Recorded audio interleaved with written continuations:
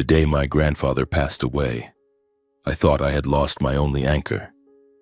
But then at the reading of his will, the lawyer called my name, August, as the heir to the most valuable building in the heart of the city. My parents were stunned, and my younger brother Jackson screamed for his share. They came at me threatening, even bringing in brokers to pressure me into selling. Little did they know, a secret deal had already been sealed, and the person waiting in that building that day was someone my entire family would never have expected. That mysterious buyer left Jackson's face pale as a ghost the moment he saw them. My name is August Harlan, and if you ask me about my childhood, I won't regale you with cheerful tales of family picnics or surprise birthday gifts. No, my childhood was like a relentless drizzle in Charleston, not torrential, but enough to soak you to the bone, leaving you cold and wondering why the sun couldn't break through just a little. At 28, I live in a quaint little apartment on the South Carolina coast, where the salty Atlantic breeze carries the scent of salt and freedom. I'm a fitness trainer, the kind of guy you'd see at the gym at 6 a.m., wiping sweat and smiling when my clients lift weights for the first time without trembling.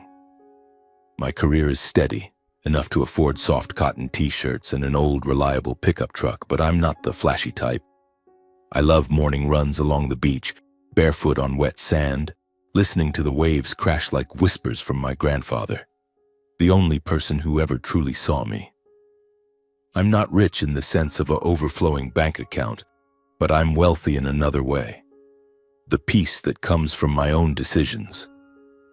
Every morning I brew a cup of black coffee and sit by the window, looking out at ancient oak trees draping their shadows over cobblestone streets. Charleston is where I've chosen to anchor myself, not just because it's beautiful, though it is, but because it gives me space to breathe, to forget the scars of my past.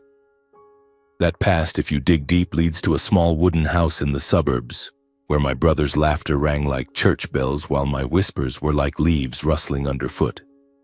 My family, or what I called a family, was always a lopsided painting where light shone on one corner, leaving the other steeped in shadow. Let me start from the beginning, because that's where it all stems from, back when I was a scrawny kid with deep brown eyes, always trying to prove I existed. My parents, the Harlans, were ordinary folks in a small town near Charleston. Dad worked at a shipyard, his hands calloused from bolts and anti-rust paint. Mom was an elementary school teacher with a warm smile for her students, but an exhausted one at home. They loved us in their way, but their love was warped by something called favoritism. Not the blatant, malicious kind, but the quiet, creeping kind, like a habit they didn't notice. And at the center of it all was Jackson, my younger brother, born 6 years after me, like an unexpected gift they couldn't stop indulging. Jackson was a talkative kid with golden hair and a grin that could melt ice. From a young age, he knew how to tell stories, make people laugh, and turn small mistakes into humorous adventures. "My Jackson, you're such a storyteller," I remember Mom saying, her eyes sparkling as he described a school soccer game with exaggerated gestures. And me? I was August, the quiet older brother who liked sitting in a corner reading history books or drawing imaginary maps of grand explorations. I wasn't good at talking or being the center of attention. I was good at listening, and maybe that's why they thought I didn't need much. "You're the big brother, August," Dad would say, his voice low like the hum of shipyard machinery. "You've got to let your brother have his turn. That's what family's about." My childhood memories are filled with moments like that. Small cracks in the family wall, painless at first, but over time they carved a deep wound. On my 10th birthday, I longed for a bike. Not a fancy one, just something to ride around the neighborhood, feeling the wind whip my face like I was flying. But when the day came, my gift was an old sports book, something Dad said was fitting for a big boy. Meanwhile, Jackson, just 4, got a lavish party at the park. Balloons, a towering chocolate cake, and a buzzing electric toy car that sounded like the real thing. "We knew you'd love this, sweetie," Mom said, ruffling Jackson's hair while I sat in a corner pretending to be engrossed in my book. Then there was the academic award. In 5th grade, I spent the semester memorizing math formulas, staying up late under a dim yellow lamp. My teacher called my name in front of the class, handing me a certificate with a shiny gold badge. I ran home, heart pounding, imagining my parents hugging me like in the movies. But when I held up the certificate, Mom barely glanced at it. "Oh, nice job, August." "Now help me set the table. Jackson's about to get home." Jackson, then in kindergarten, was praised for a scribbled family drawing, and so the family threw a little celebration. Delivered pizza, fizzy soda, and Dad bragging about Jackson's artistic talent to relatives over the phone. Me? I folded my certificate, tucked it into a drawer, and kept studying because at least my grades were something no one could take away. Those examples piled up like winter snow, each layer a little heavier. Jackson got a new MacBook for his middle school graduation. "For coding, a bright future," Dad explained, while I, at 16, used the school's flickering, half-broken computer. A summer abroad? Jackson jetted off to Europe on an exchange program, his social media flooded with grinning photos by the Eiffel Tower. Meanwhile, I asked for $200 to join a climbing club, something that made me feel strong and free among the cliffs, and was shot down instantly. "Money's tight, son," Mom sighed. "Jackson needs new books for class. You're the big brother. You understand." I understood in the most painful way. In this house, what's good is for Jackson. But amidst that darkness, there was a torch. Henry, my grandfather. He was a tall man with a snow-white beard and razor-sharp blue eyes, a former Navy officer from the Vietnam War. He lived in a small wooden house by the Cooper River, where he'd sit on the porch in the afternoons, smoking a pipe and telling stories of sea voyages and storms he'd weathered with sheer will. He didn't talk much about love, but he saw me, truly saw me, as if I were a hidden treasure. "August," he'd call me to the backyard where ripe oranges hung heavy on the trees. "You're not like anyone else in this family. You've got a straight back, not a silver tongue." Grandpa was the only one who saw my true worth. When I told him about the forgotten certificate, he didn't offer empty comfort. He took me to the garage and handed me a refurbished bike gleaming like new. "Here, son, ride it and remember, success isn't about who claps for you. It's about knowing you gave it your all." He taught me to fish by the river, not to show off, but to listen to the water and learn patience. On those afternoons when my parents were busy with Jackson, Grandpa became my real father. Strict, disciplined, but full of faith in me. He saw my hard work in school, my honesty when I admitted small mistakes, and my resilience when life knocked me down. One summer evening when I was 12, Grandpa sat by a campfire in his backyard, the smoke curling upward with the scent of burning pine. Jackson was at home with our parents, probably entertaining the neighbors with his jokes. I sat beside Grandpa, watching the fire's embers flicker like falling stars. "August," he said, his voice warm and steady like the tide, "you don't need a slick tongue to win at life. People like Jackson, they use words to cover things up, but when the wind blows, it all scatters. You need a straight back, to stand tall through storms. Working hands, to build something lasting, and a mind that keeps its word, because that's the greatest asset a man can have. Don't let anyone tell you you're not worthy, son. I believe in you." Those words carved themselves into my heart like an etching on oak. They didn't erase the injustices, but they gave me a small flame to warm the coldest nights. Grandpa didn't promise grand things, no wealth, no public praise, but he gave me the belief that I was enough, that my silence wasn't weakness but strength waiting to erupt. And in the years that followed, as life tested me with mounting unfairness, I clung to those words like a lifeboat in a stormy sea. From ages 18 to 22, I learned how to stand tall, even when the world seemed determined to bend me. When I started college, I had nothing but a partial scholarship and a suitcase full of old clothes. Meanwhile, Jackson, only 12 but already given a personal bank account by our parents to learn money management, had everything handed to him. My parents never said it outright, but their eyes when I asked about tuition spoke volumes. August, you can manage, right? Jackson's younger. He needs us more.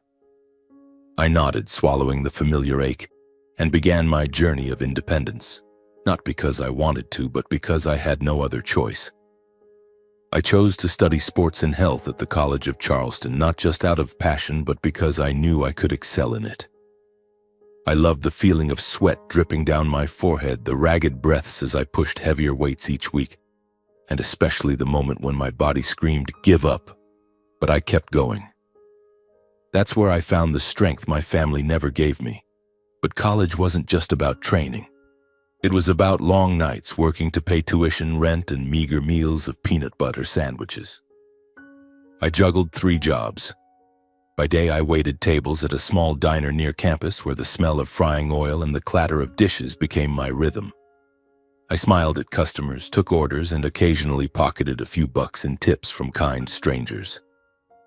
At night, I cleaned a gym in the suburbs, wiping down steamy mirrors and racking weights. On weekends, I tutored high school kids in math, sitting under the library's fluorescent lights, explaining equations I'd memorized years ago. Every dollar was meticulously budgeted: $50 for electricity, $30 for groceries, $100 saved for next semester's tuition. I lived with discipline, not to boast, but because I knew if I slipped, no one would catch me.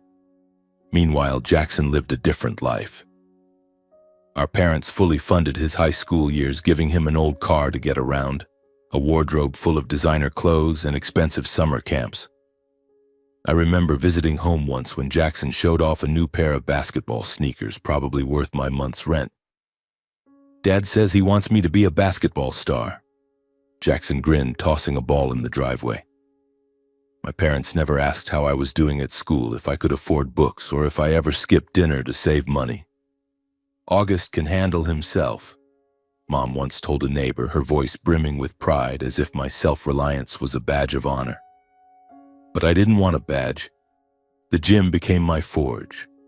I didn't just train to get strong, I trained to forget the heartache. I started helping others at the gym, newcomers, people trembling as they lifted weights for the first time. I taught them how to keep their backs straight, breathe properly, and believe in themselves. Slowly, I realized I wasn't just good at training. I was good at inspiring. The seeds of a fitness coach were planted, though I didn't yet dare dream of making it a career. After college, I decided to stay in Charleston.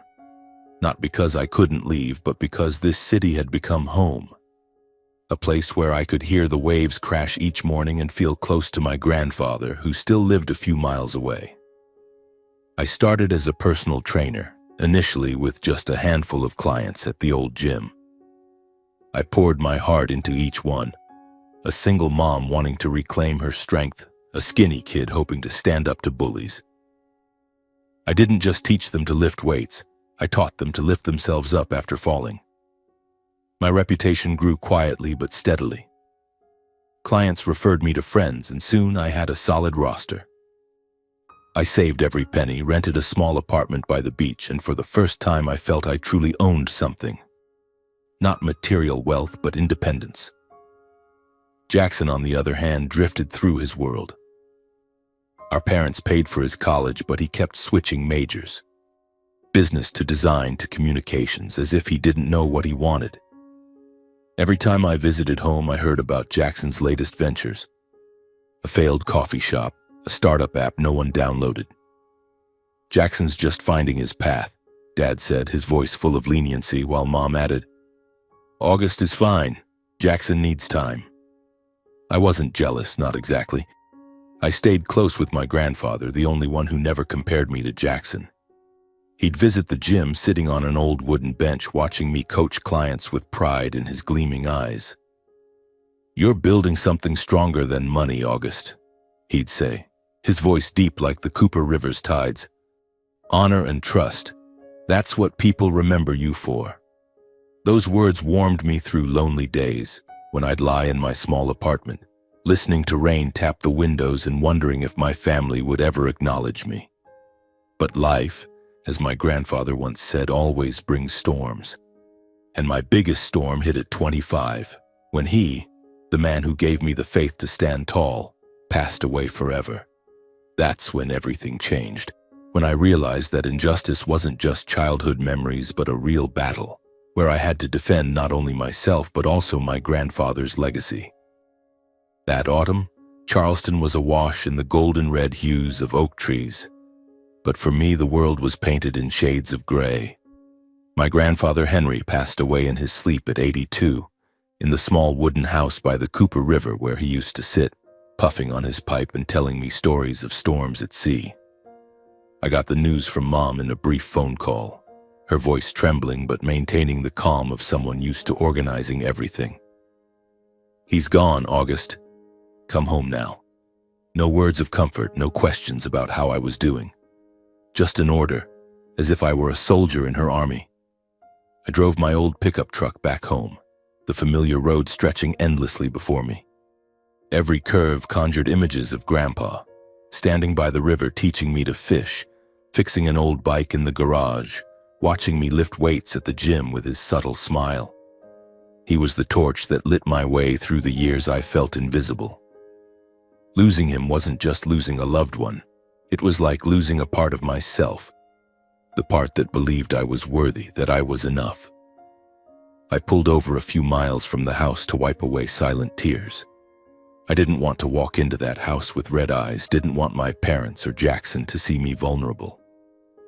I'd learned long ago to keep my pain locked inside, and this time was no different. Grandpa's funeral took place on a drizzly day, the Charleston sky low and heavy, as if pressing down on everything. The small church by the river was packed. Relatives, old friends of his, and veterans who'd served with him in the war. They spoke of him with reverence. A stern but fair man, one who never bowed to hardship. I stood in a corner of the church wearing my only black suit, listening to stories about him I knew by heart. Jackson, now 19, stood beside our parents, sobbing like a child, drawing every eye. "Poor kid," I heard an aunt whisper to Mom. "He loved his grandpa so much." I clenched my fists, nails digging into my palms. No one asked how much I loved him. No one knew about the nights I sat by his hospital bed, holding his frail hand as he coughed and told me one last time about the ships he'd steered through raging seas. The funeral unfolded under that gray, oppressive sky, the drizzle pattering like a mournful drum. The church was filled with people, family, Grandpa's old comrades and neighbors, standing in rows, their voices low as they recounted Henry's life, a man of discipline and integrity, unyielding in the face of storms. I stood quietly in the corner, my old suit feeling like a weight, as if I were breaking apart piece by piece. Their stories, so familiar, tore at my heart but did nothing to fill the screaming void inside me. Jackson, by our parents' side, wept loudly, his shoulders shaking like a child's. All eyes turned to him, murmurs of sympathy rippling through the crowd. "Poor thing," Aunt Sarah said to Mom, her voice dripping with pity. "He loved Henry so much." My fists tightened, nails biting into my palms, the pain sharp but nothing compared to the wound in my chest. No one looked at me. No one asked how much I loved him. No one knew I'd spent those final nights by his bedside, holding his bony hand, listening to his labored breaths as he spoke of ships braving stormy oceans. "Son," he'd whispered, his voice weak but still sharp as a blade, "keep your back straight no matter what happens." I nodded, tears falling silently, but I didn't let him see. I wanted him to leave this world seeing the strong August he always believed in. In the church, amid the patter of rain and the smell of damp wood, I felt like I was losing not just Grandpa, but the light that had guided me through years of being overlooked by my family. He was the only one who truly saw me, not as the big brother who had to sacrifice. I wanted to scream, to tell everyone how much I loved him, how he'd taught me to stand tall and believe in myself. But I stayed silent, as always, letting the pain burn quietly in my chest. When everyone left, I lingered by his coffin, placing a hand on the cold wood and whispering, "I won't let you down." The rain kept falling, but I felt him somewhere, watching me with that subtle smile and piercing blue eyes, as if saying, "Good job, son." After the funeral, the family was summoned to the lawyer's office for the reading of the will. I didn't expect much. Grandpa wasn't rich in the conventional sense. He lived simply with his wooden house, an old pickup truck, and a few small plots of land around Charleston. I thought he'd leave the house to Dad, his only son, and maybe split some savings between Jackson and me. I didn't need money. I just wanted something of his. A worn book, the pipe he smoked, anything to keep him close. My parents sat upright in leather chairs, exuding confidence. Dad, with his scruffy beard and hands still stained with machine oil, was certain everything would go to him. Mom, in a gray sweater, held Jackson's hand as he fiddled with his phone, looking bored. I sat at the end of the table, quiet as usual, watching the lawyer, a middle-aged man with thick glasses, open a brown folder. Henry Harlan's will was drafted 2 years ago, he began, his voice flat like a newsreader. I'll read the main distribution of assets. I don't recall the exact words, but I'll never forget the feeling, like my heart stopped, when the lawyer read aloud. The commercial building at 127 King Street, downtown Charleston, along with full ownership rights, is bequeathed to my grandson, August Harlan. The room fell so silent I could hear the wall clock ticking. That building, a 3-story red brick structure in Charleston's bustling heart, was Grandpa's most valuable asset. I knew it because he'd taken me there as a kid, pointing at the large glass windows and saying, "One day, August, you'll understand the value of building something lasting." I never imagined he'd leave it to me. The lawyer continued, "The wooden house by the Cooper River goes to my son, William Harlan, and his wife, Elizabeth Harlan. The 1985 Ford pickup goes to my grandson, Jackson Harlan." He paused, scanning the room as if gauging reactions. Dad's brow furrowed, Mom gripped Jackson's hand tighter, and Jackson snapped his head up from his phone, mouth agape. "What?" he blurted, his voice shrill. "An old truck? And August gets the whole building?" The lawyer adjusted his glasses and read a brief passage from the will, his tone growing formal. "This property is for August, the only one I trust to have the strength and character to preserve and grow it. Don't let anyone tell you you're not worthy." Those words, written in black ink, rang in my ears in Grandpa's voice, warm and steady like the Cooper's tides. I sat there, heart pounding, overwhelmed with both emotion and disbelief. Grandpa had seen me even when I felt invisible. He chose me not because I was the big brother who could manage, but because he believed I was worthy. The moment was quickly shattered. Mom shot up, her voice trembling with anger. "This can't be what he meant. Why would August get that building? He manipulated Dad, didn't he?" Dad turned to me, eyes blazing. "What did you say to Grandpa, August? What did you do to make him write this will?" Jackson, his face twisted, chimed in. "He didn't do anything. He's just some gym bro, and I need money for my startup." Grandpa was tricked. I sat there, silent, absorbing their accusations. But this time I didn't feel hurt. A small fire sparked in my chest. Grandpa's fire. The lawyer, unruffled, confirmed the will was fully legal, drafted when Grandpa was of sound mind with 2 witnesses. But my parents and Jackson wouldn't let it go. They turned on me right there in the room. "August, you have to share this," Mom said, her voice sweet but sharp as a blade. "Family means we all benefit. You've got your career, Jackson has nothing yet." Jackson nodded, eyes teary, playing the victim as always. "Bro, I just want a chance. You don't need that building, right? Sell it, split it with the family." Dad capped it with a near threat. "If you keep it all, don't blame us for cutting you off."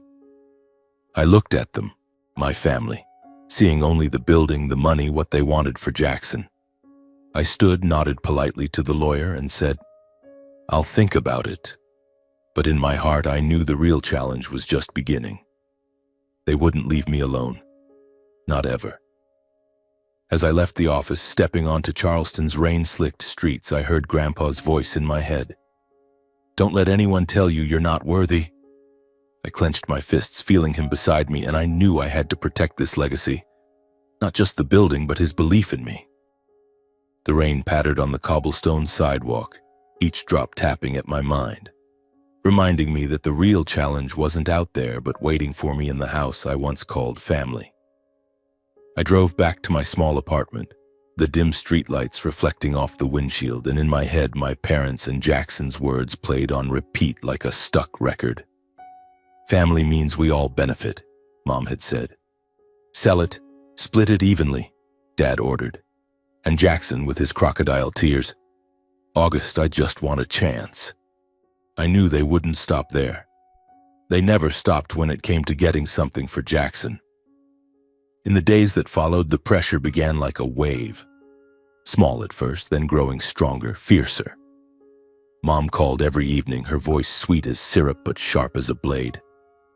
August, have you thought it over? That building's too much for you. Sell it, we'll split it, and the family will be happy. You don't want to tear us apart, do you? I sat on my old sofa in the apartment, staring out the window where the Charleston Sea glimmered in the distance, and answered curtly, I'm thinking about it, Mom. But I wasn't thinking about it at all. I was just trying to stay calm. Dad was more direct. He showed up at my gym one afternoon while I was coaching a client through squats. He stood in the corner, arms crossed, his gaze heavy as if it could crush me. August, he said as I wiped sweat and approached. Don't be selfish. Jackson needs money.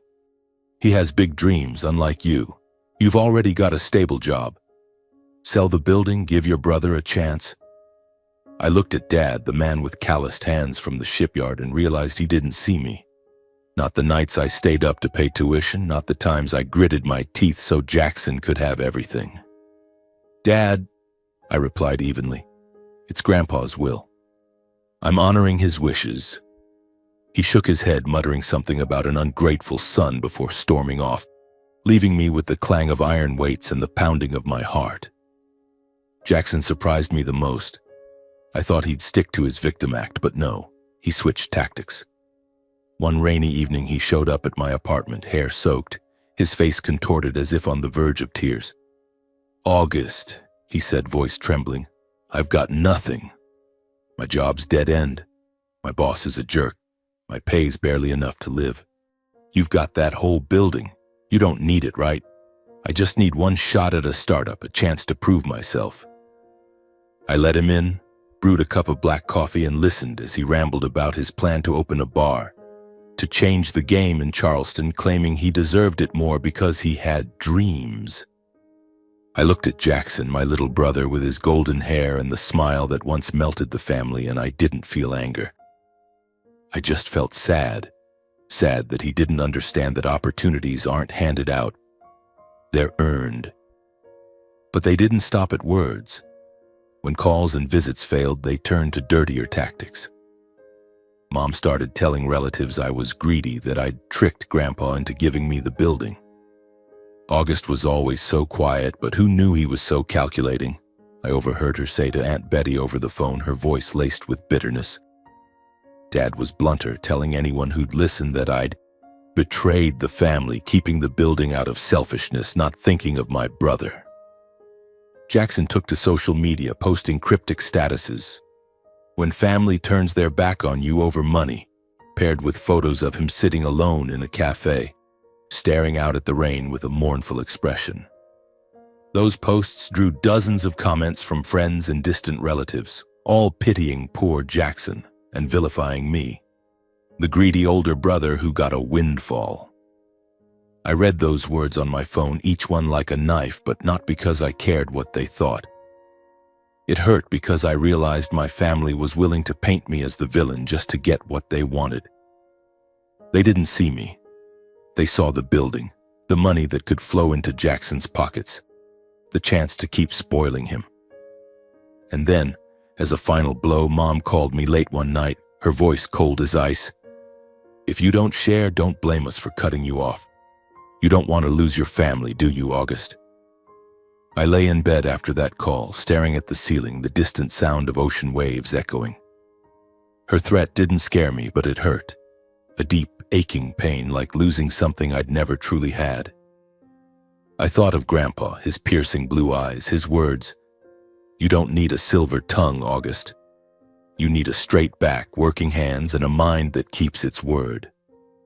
I knew I couldn't give in, not because I wanted the building for myself, but because I had to protect Grandpa's trust in me. The pressure escalated in the days that followed. My parents brought in a family lawyer trying to find loopholes in the will, though the original lawyer had confirmed its legality. Jackson sent relentless texts alternating between pleading and accusing. "Don't you care about family at all?" Followed by, "You're just a gym bro. What do you know about managing property?" I didn't respond, didn't argue. I'd learned from Grandpa that silence could be the strongest weapon. But inside I was planning. I knew my family wouldn't stop, that they'd keep pressing until I broke or gave in. Each night I sat by my window looking out at the Charleston Sea where moonlight shattered on the water. I thought of Grandpa, the building, and what I had to do to keep my promise to him. And then, in a quiet moment, an idea struck. A move that no one in my family, not even Jackson, could have anticipated. It would not only protect Grandpa's legacy but also teach them a lesson. That worth isn't proven with words but with actions. I picked up my phone, opened my contacts, and found the number of someone who would change everything. The idea came to me like a flash of light in the darkness, sharp and clear, the way my grandfather used to look at me when he taught me to stand tall in the face of hardship. I needed a solution that would both protect his legacy and show them I was no longer the invisible boy I once was. And then I thought of Mr. Charles Whitaker, Jackson's direct boss, a wealthy entrepreneur, CEO of a rising real estate company in Charleston. Jackson had bragged about him incessantly, about how Mr. Whitaker valued him, about the lavish company parties he was invited to. That was Jackson's talisman, the thing that made our parents proud, the shield he used to cover up his failures. And that was the key to my strategy. I contacted Mr. Whitaker through a mutual acquaintance, an old gym client of mine who had worked with him. "Charles is looking for a building in downtown Charleston for a new office," my friend said, and I knew immediately the opportunity had arrived. I arranged a meeting, not at a lawyer's office or a fancy cafe, but at the very building at 127 King Street. Mr. Whitaker arrived on an autumn morning dressed in a perfectly tailored gray suit, his salt and pepper hair neatly combed, exuding the authority of someone accustomed to giving orders. He shook my hand firmly and surveyed the building with the sharp eye of an investor. "Young Harlan," he said, his voice low but friendly, "this building is a gem. Prime location, solid structure. Why do you want to sell it?" I smiled, not rushing to answer. I led him through each floor, pointing out the small details, the original brick walls, the high ceilings with exposed beams, and told him about my grandfather, about how he built everything with his own hands. But I didn't mention family, didn't mention the pressure. I only said, I want this building to belong to someone who appreciates its value the way my grandfather did. After an hour-long tour, Mr. Whitaker named a figure, higher than market value, higher than I had ever imagined. "I want this building for the company's new office," he said, his eyes gleaming. "This will be our headquarters where my team, including Jackson, will work." I nodded, maintaining a calm expression, but inside I felt a surge of electricity. Jackson, who had begged and pleaded to divide the inheritance, would have to work every day in the very building he tried to take from me. It wasn't revenge, I didn't gloat, but it was justice, the kind my grandfather would have approved of with a smile. I didn't rush to sign the contract.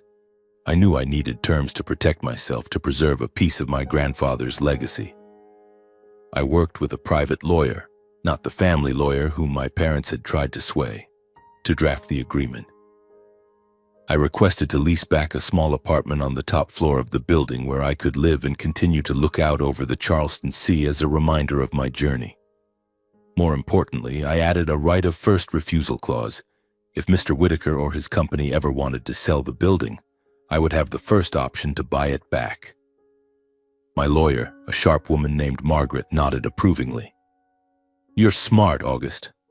You're not just preserving part of the legacy, you're securing the future." I smiled, thinking of my grandfather, of the steadfast integrity he always spoke of. The deal was finalized in secret. I didn't tell anyone, not my parents, not Jackson, not even my closest friends. I knew the family was still waiting for me to give in, still plotting to pressure me into selling and splitting the money. They didn't know I had outmaneuvered them, not with words but with actions.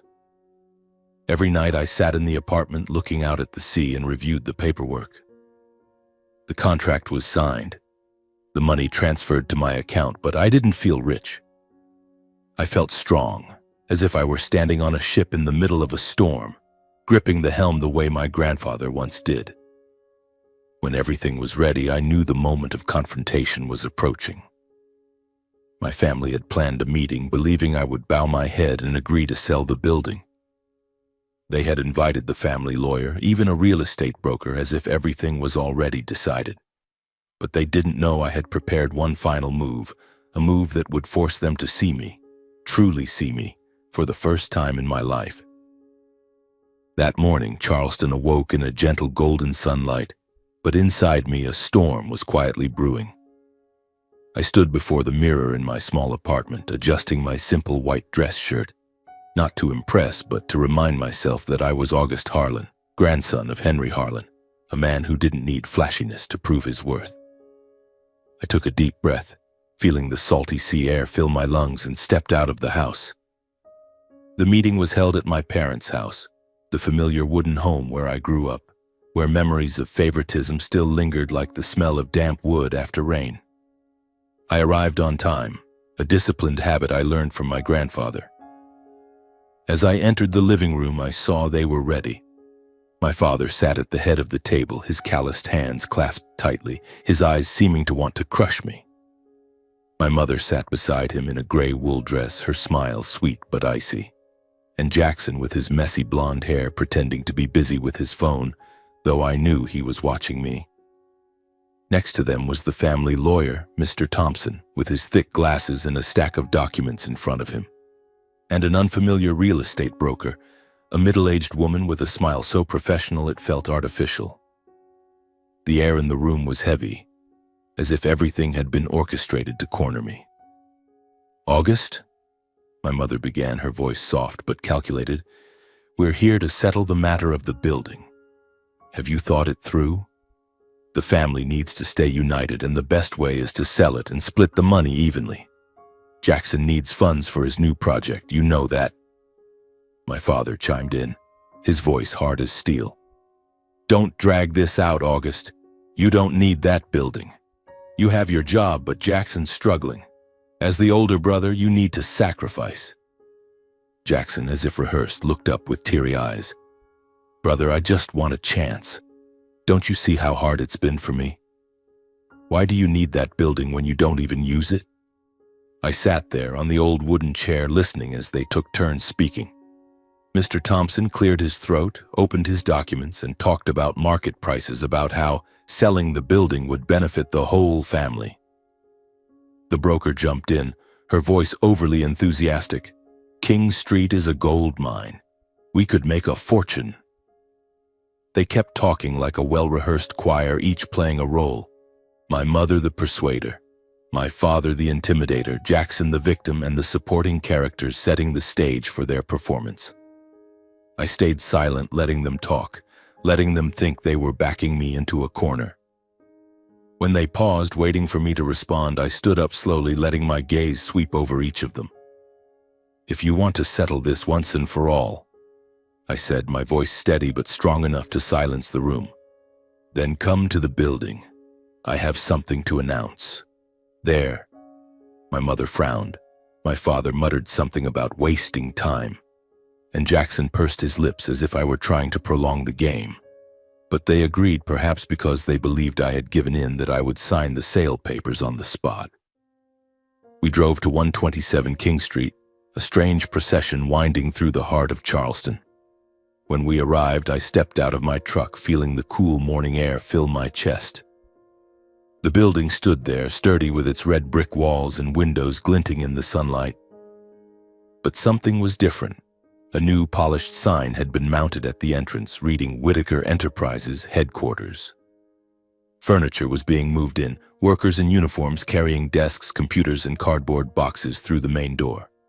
A sleek black Mercedes was parked in front of the building. Its door opened, and out stepped Mr. Charles Whitaker, impeccably dressed in his gray suit, his confident smile that of a man who had just won a chess match.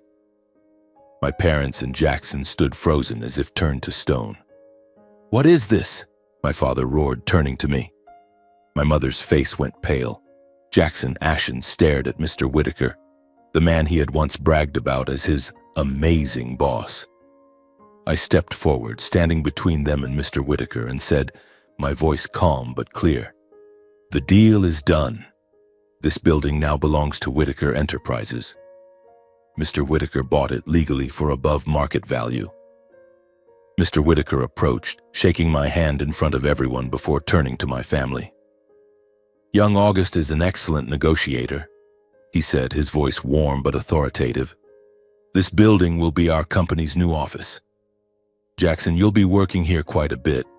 I hope you'll focus on work rather than distractions." His words were gentle, but they cut like a knife, sharp and precise, making Jackson lower his head, unable to look up. I saw him clench his fists, his lips pressed tight as if something more valuable than the building had been stripped away. His pride, which he had never truly possessed. My mother exploded first. "August, you've betrayed the family," she screamed, her voice breaking with anger. "You sold the building behind our backs. You exploited your grandfather." My father stepped forward, his face red, pointing at me. "You think this is over? We'll sue. You had no right." I stood there, back straight, looking them in the eyes. "I didn't betray anyone," I said, my voice cold but firm. "I only protected what grandfather trusted me to keep. If you want to call that betrayal, that's your choice." Mr. Thompson, the family lawyer, fumbled through his papers, then confirmed in an awkward tone, "The deal is legal. The contract is signed, all paperwork completed." The real estate broker stood nearby, mouth agape, clearly unprepared for the collapse of their carefully staged drama. I looked at my family, my father with his clenched fists, my mother with tear-filled eyes, Jackson with his humiliated expression, and I didn't feel triumphant. I only felt relief, as if I had just weathered a storm my grandfather once spoke of, standing tall with my head held high. As the group dispersed, King Street returned to its usual rhythm, the hum of traffic and the laughter of tourists filling the air as if the confrontation had never happened. I lingered in front of the building, sunlight streaming through the large glass windows reflecting the image of a 28-year-old man, no longer the invisible boy of the past. The Whitaker Enterprises sign gleamed under the sun, a declaration that I had kept my promise to my grandfather. I took a deep breath, letting the salty Charleston sea air fill my chest, and walked into the small attic apartment, the space I had secured in the contract to preserve a piece of his legacy. The room was modest, with a simple bed, an old wooden table, and a window overlooking the sea. But to me, it was a fortress, a place where I could stand firm amidst the storms of family. The fallout from my move spread like wildfire on dry grass. Jackson felt it first and perhaps most deeply. News of the deal circulated through Mr. Whitaker's company faster than I had expected. Just a few days later, I heard from a gym client whose brother worked at the same company as Jackson that the office was abuzz with gossip. "Did you hear?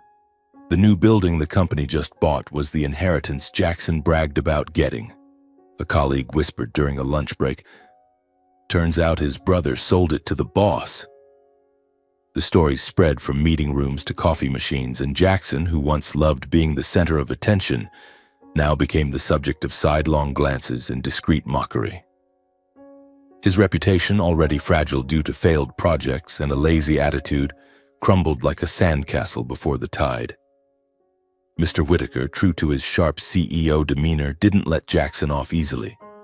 I heard that he began monitoring Jackson's performance more closely, demanding detailed reports and assigning him to projects that required discipline, something Jackson always lacked. Once, during an all-staff meeting, Mr. Whitaker stood before the team, gestured toward the building, and said, "This is where we build our future. I expect everyone, including you, Jackson, to work with the dedication this place deserves." Jackson, seated in the back row, kept his head down, no longer sporting the confident smile or boasting about his close relationship with the boss. I wasn't there, but I could imagine his face, pale, lips pressed tight, like a child stripped of a favorite toy. My parents didn't escape the consequences either. In their small neighborhood, news of my grandfather's will and my deal spread quickly. Neighbors who had once heard my parents boast about Jackson now whispered a different story. "I heard Mr. Henry left the big building to August, not Jackson," an older woman said at the grocery store. "Who would have thought the eldest was the one the old man trusted most?" Another added, "They always bragged about the youngest. Turns out the old man knew better." Those remarks, though not always intentional, pierced my parents' pride like daggers. A few days later, my mother called, her voice trembling with a mix of anger and shame. "August, do you know what the neighborhood is saying? They think your father and I played favorites, that we were unfair to you. Are you satisfied now?" I sat in my attic apartment, gazing at the shimmering sea, and replied calmly, "Mom, I didn't do anything to make them say that. They're just saying what they see." She went silent for a moment, then hung up without an apology or a single question about how I was doing. My father didn't call, but I heard from an aunt that he smashed a mug in the kitchen when a neighbor mentioned my name. I, on the other hand, carried on as I always had. I moved into the attic apartment where I could hear the waves crashing each night and feel my grandfather's presence by my side. I still went to the gym every morning, coaching my clients with unwavering dedication, helping them lift weights and build their confidence. I didn't boast about the deal or share what had happened with anyone. My clients, who had seen me work myself to exhaustion, only remarked, "August, you seem lighter lately. Something good happen?" I just smiled and said, "I just weathered a storm." But my family didn't let me rest for long. Jackson began sending long, rambling messages alternating between apologies and accusations. "Brother, I didn't expect you to do this." One message read, "You knew I needed that building. Now the whole company sees me as a failure." I didn't respond, not out of anger, but because I knew words wouldn't change anything. My parents continued to apply pressure through short, curt phone calls, filled with vague threats about how they wouldn't forgive me or how I'd regret this. But I wasn't fazed. I had learned from my grandfather that honor lies not in what others think, but in living true to yourself. In the days that followed, I tried to focus on my own life. I went to the gym, coaching my clients with a genuine smile, helping them push past their limits. But Jackson, my younger brother, who had once been the center of attention, began to spiral. A slow but inevitable decline, like an old ship battered against rocky shores by the waves. I didn't actively keep tabs on him. Fragments of news reached me through whispers from relatives, messages from mutual friends, and occasionally through the social media posts where he still tried to maintain his free-spirited artist persona. Jackson's work life crumbled first. No longer propped up by our parents, who were now grappling with their own humiliation, he revealed the weaknesses that had always been masked by boasts and their indulgence. Mr. Whitaker, with his ironclad management style, stopped tolerating minor mistakes. I heard that Jackson was assigned simple tasks like updating real estate databases, but he consistently missed deadlines, submitted sloppy reports, and even made basic errors like sending the wrong files to clients. "Jackson, you need to focus," Mr. Whitaker said during a meeting, his voice calm but sharp as a blade. "This building is a symbol of professionalism. Don't let me down." Those reminders escalated into private meetings, then formal warnings. Colleagues began avoiding him, not out of malice, but because they didn't want to be dragged down by his failures. I remember one afternoon as I was brewing coffee in my attic apartment, my phone buzzed with a message from Aunt Betty, the relative closest to our family. "August, Jackson's been put on performance review. His boss says if he doesn't improve, he'll be fired." I read the message, feeling a pang of sadness. Not pity, but regret for a younger brother who had every opportunity but never knew how to seize them. Jackson wasn't a bad person. He was just a product of being spoiled, a boy raised to believe the world would revolve around him without effort. Now, with the world turning its back, he didn't know how to stand up. Jackson's lifestyle deteriorated as well. Before, he spent lavishly, nights at upscale bars, designer clothes, short trips he flaunted on Instagram with captions like, "Live to the fullest." But now, without our parents' endless financial support, Jackson began to drown in debt. I heard from a mutual friend that he was borrowing money to pay credit card bills, promising to pay it back once my startup takes off. But those startups, an idea for a local dating app, a plan for online sales, failed spectacularly. Friends began to distance themselves not out of cruelty but because they were tired of his empty promises. His social media posts dwindled, replaced by vague stories about tough days, or photos of a lone beer with captions like, "Sometimes things don't go as planned." Within the family, things grew even worse. Our parents still defended Jackson as if it were an unbreakable habit, but their patience was wearing thin. I got a call from Mom late one night, her voice more exhausted than ever. "August, Jackson's in trouble again. He borrowed money from us to pay debts, but now he refuses to get a second job. We don't have the resources anymore." Dad in the background cut in with an irritated tone. "The boy needs help, but you've made everything a mess." I didn't argue, only said, "Mom, Dad, Jackson needs to learn to stand on his own. I can't help if he doesn't want to." They hung up, but I knew their words were just a facade. Then one evening, as I sat reading by the window of my apartment, gazing at the Charleston Sea shimmering under the moonlight, there was an urgent knock at the door. I opened it, and there stood Jackson, his hair a mess, eyes red from lack of sleep or perhaps tears, clothes wrinkled as if he hadn't changed since morning. "Brother," he said, his voice hoarse, stepping inside without waiting for an invitation. "I can't take it anymore. You stole my future. That building, if you'd shared it with me, I could have started my business, proved myself to everyone. Now what? The whole company laughs at me. Mom and Dad are fighting because of me. My friends avoid me. Are you happy now?" I let him sit on the old sofa, pouring him a glass of warm water, thinking he needed to calm down more than he needed to be alert. Jackson sat there, hands trembling as he held the glass, and continued to blame me. "You're always so quiet, always acting like the hero. But you're selfish, only thinking about yourself. Grandpa was wrong. You don't deserve it." His words stung not because they were true, but because they came from the younger brother I had once shielded from Dad's anger. I sat across from him, looking straight into his eyes, and said, my voice calm but firm, "I didn't steal anything, Jackson. I only held on to what Grandpa trusted me to keep. He saw me, saw my hard work, my honesty, and chose me for it. Your future, and you lost it long ago. Not because of the building, not because of me, but because you never really tried. You had every opportunity, but you used them to brag, to expect others to clean up after you. Now's the time to stand up, little brother, not by blaming others, but by working." Jackson stared at me, his eyes flashing with a mix of anger and desperation, then stood, slammed the glass on the table, and stormed to the door. "You'll regret this," he shouted before the door slammed shut. I sat there, alone in the quiet apartment, listening to the distant crash of waves. I wasn't angry at Jackson. I was only sad for him, for what he could have become if he didn't change.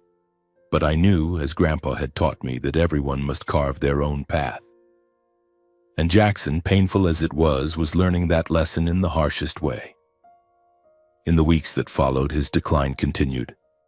I heard that Jackson was fired from Whitaker Enterprises, not abruptly, but after a final failed project where he missed a deadline and blamed his colleagues. Our parents tried to find him new jobs, but Jackson refused, saying he needed time to think. Instead, he sank deeper. Late nights at bars, mounting debts, and arguments with our parents that echoed through the phone when they called me for advice, though they never truly listened. I didn't intervene. I just kept living, with the gym, the Charleston Sea, and the belief that time would heal the wounds one way or another. The mornings in Charleston still began like a wordless poem. I woke before dawn, jogging along the beach as the sun rose, painting the horizon in vibrant orange. The waves crashed against the shore, steady and patient like the way my grandfather taught me to live. Unhurried, unboisterous, but always moving forward.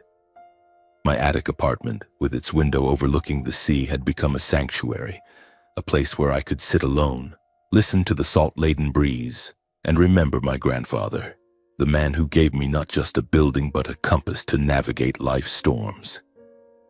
Each evening, as the moonlight shattered across the water, I sat by the window holding the old notebook my grandfather left behind, a journal he wrote during his years at sea.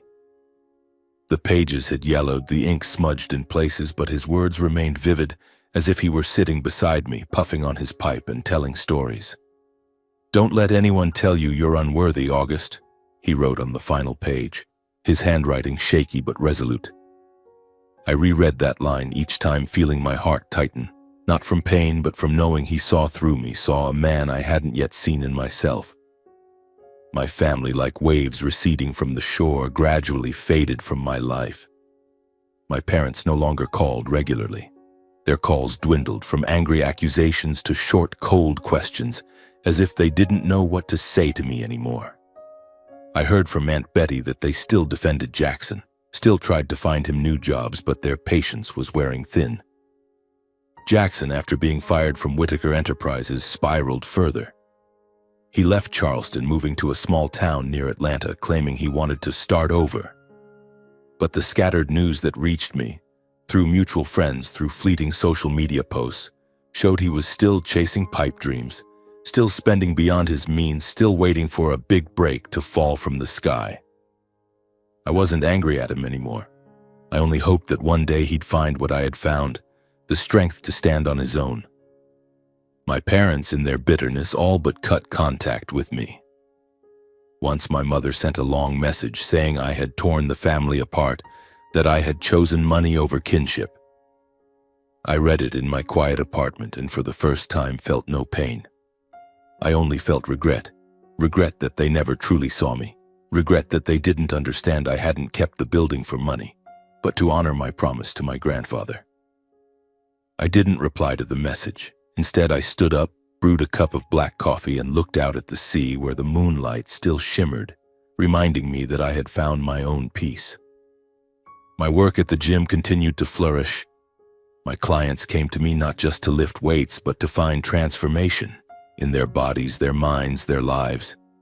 I taught them how to keep their backs straight, how to breathe properly, but above all, how to believe in themselves.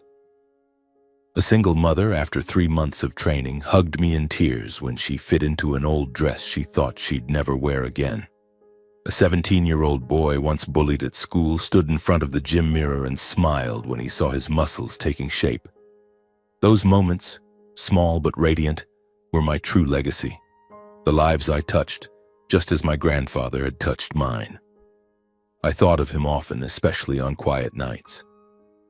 I remembered his voice, warm and steady like the waves of the Cooper River, his sharp blue eyes that looked at me as if I were his whole world.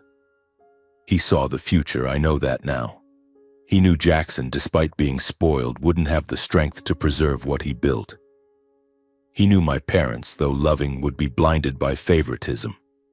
And he knew that I, though quiet, though invisible, had something no one else in the family did: the resolve to stand firm. He didn't leave me the building to make me rich. He left it to test me, to see if I could keep my promise. And I did. Sitting in my attic apartment, my grandfather's notebook in hand, I realized his final message wasn't about property, but about character. Revenge, if it existed, wasn't in humiliating Jackson or shaming my parents. It was in living true to his teachings, back straight, hands working, head held high with integrity. I no longer needed their approval. I had Charleston, the sea, the clients who trusted me, and most importantly, I had myself, an August Harlan who had weathered the storm, not to destroy, but to build. As I closed the notebook, I looked out at the sea where the moonlight still fractured on the water. I smiled, not out of triumph, but out of peace. My grandfather's greatest legacy wasn't the building, but the belief that honesty and resilience would overcome any injustice. And I, with every step I ran on the beach, every weight I lifted, every smile from a client, was living that belief.